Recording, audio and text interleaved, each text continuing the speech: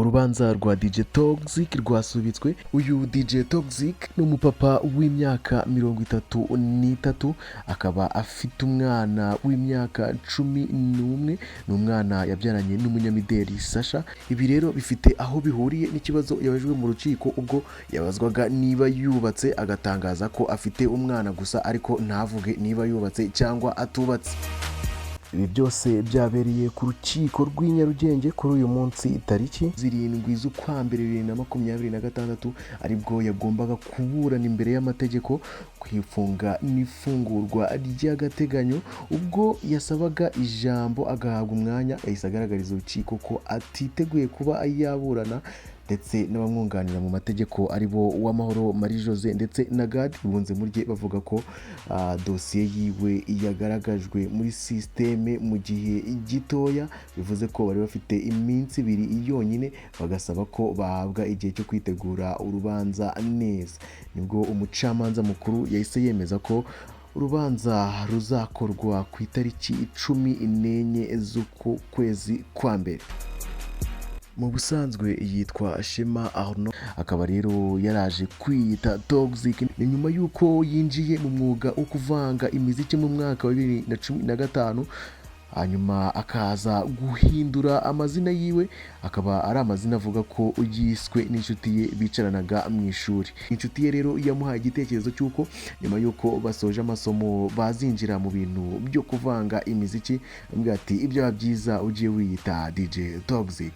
Ni Toxxyk ubu ngubu ukurikiranyweho icyaha cyo kuba yaragonze atari ku bushake umupolisi ndetse akasiga ubuzima, nyuma yo kumugonga rero mu rukerera rwo kuwa 2025 mu kwa 12 yahise atorokera i Karongi, aho bivugwa ko yatorokejejwe cyangwa se yabifashijwemo na Juma inshuti ye.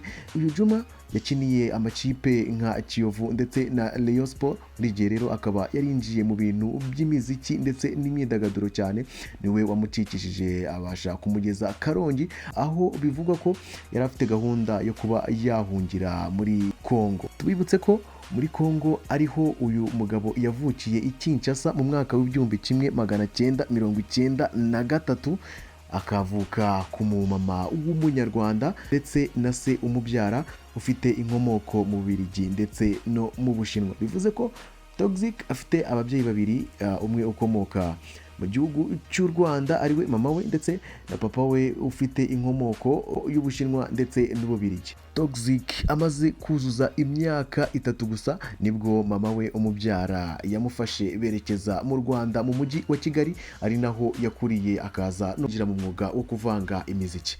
Papa wewe yahise asubira mu Bubiligi, aho baje guhura nyuma y'imyaka 25 uko DJ Toxxyk yabitangarije ikinyamakuru kimwe gikorera ku murongo wa YouTube mu mwaka w'2019. Mu byaha DJ Toxxyk akurikiranweho harimo kwica atabigambiriye nk'uko byatangajwe na polisi ko yananiwe gukontrola imodoka bikarangira irenze umuhanda cyangwa se ikarangira irenze umuhanda ikagonga umupolisi wari uri mu nshingano. Hanyuma ikindi cyaha ashinjwa harimo gukoresha ndetse no gutunda ibiyobyabwenge, cyane ko mu iperereza ryakozwe hasanzwe ibiyobyabwenge mu nzu iwe ahatuye, ndetse amakuru avuga ko aho yaravuye gucuranga mu kabari kamwe gakorera mu mujyi wa Kigali muri iryo joro ryo kuwa 20 yari yagaragaye ari kumwe n'abandi bagenzi be banywa inzoga zirimo amarikeri.